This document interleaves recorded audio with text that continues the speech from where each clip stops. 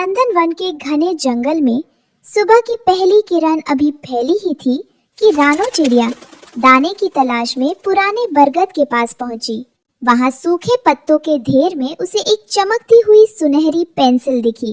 रानो ने उसे अपनी चोंच से उठाया। अरे, ये लकड़ी का टुकड़ा इतना चमक क्यों रहा है? ये तो कोई साधारण टहनी नहीं लगती।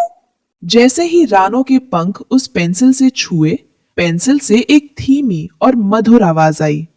डरो मत रानो, मैं साधारण नहीं, जादुई हूँ। जो तुम सोचोगी और जो तुम उकेरोगी, मैं उसे सच कर दूंगी। रानो की आंखें फटी की फटी रह गईं।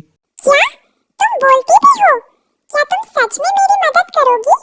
तभी पेड़ के पीछे से कालू कौवा काव काव करता हुआ आया। अरे ओ रानो, क्या बड़बड़ा रही है?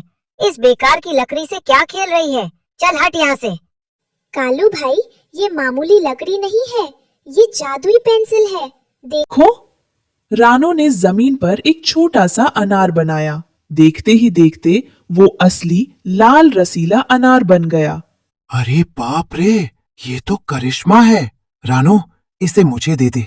मैं इससे ढेर सारे वड़े और पूरी बनाऊंगा। तभी मिट्ठू तोता उड़ता हुआ आया। कालू, लालच छोड़ो, आसमान देखो, काले बादल घिर रहे हैं। लगता है बड़ी आफत आने वाली है। टुनटुनी चिड़िया भी घबराते हुए पहुंची। हाँ रानो, चींटियां अपने अंडे लेकर ऊंचाई पर जा रही हैं। बहुत भारी बारिश होने वाली है। हमारा क्या होगा? हमारे घोंसले तो इस तूफान में टिक नहीं पाएंगे। दूर एक गुफा में बैठा बिल्लू बिल्ला ये सब देख रहा था। उसके चेहरे पर एक दुष्ट मुस्कान थी। मजा आएगा जब बारिश होगी और इन परिंदों के घर उजड़ेंगे, तब ये जमीन पर गिरेंगे और फिर मैं एक एक करके सबका शिकार करूंगा।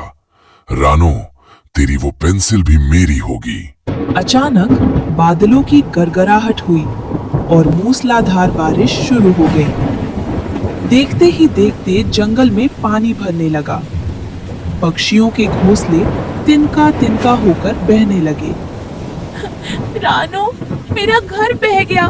मेरे बच्चे कहाँ जाएंगे? पानी बहुत तेजी से बढ़ रहा है, हम सब बेघर हो जाएंगे।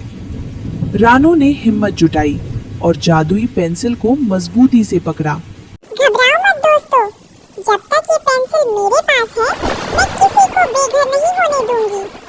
रानो, समय कम है। एक बड़ा और मजबूत पक्षी भवन बनाओ, जिसमें सब सुरक्षित रह सके। अपनी कल्पना को उड़ान दो। रानो ने तेजी से हवा में और पेड़ के बड़े तने पर लकीरें खींचना शुरू किया। उसने एक विशाल रैन बसेरा बनाया, जिसमें हर पक्षी के लिए अलग कमरा था और खिड़कियां ऐसी थी जिनसे पानी अंदर न आ सके। देखते ही देखते एक लकड़ी का महल तैयार हो गया। जल्दी आओ सब, इसके अंदर आ जाओ। सारे पक्षी सुरक्षित अंदर पहुंच गए। बाहर बाढ़ का पानी तबाही मचा रहा था, लेकिन अंदर सब सुरक्षित थे। तभी बिल्लू बिल्ला तैरते हुए एक लकड़ी के लट्ठे पर आया और चिल्लाने लगा।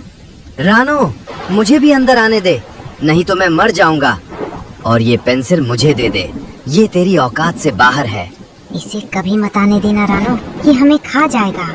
बिल्लू, आज तेरी दुश्मनी हार गई और मेरी पेंसिल की ताकत जीत गई। मैं तुझे बचाऊंगी तो सही, लेकिन तुझे वादा करना होगा कि तू कभी किसी पक्षी को नुकसान नहीं पहुंचाएगा। रानो ने एक मजबूत पिंजरा पानी में बनाया और बिल्लू को उसमें सुरक्षित कर दिया। शाबाश रानो, जादू का सही उपयोग वही है जो दूसरों की जान बचाए और नफरत को खत्म करे। रात भर बारिश होती रही, लेकिन रानो की जादुई पेंसिल से बने घरों ने सबको बचा लिया। रानो चिड़िया के साथ सारे जंगलवासी खुशी खुशी उस पेंसिल के ताजमहल में रहने लगे।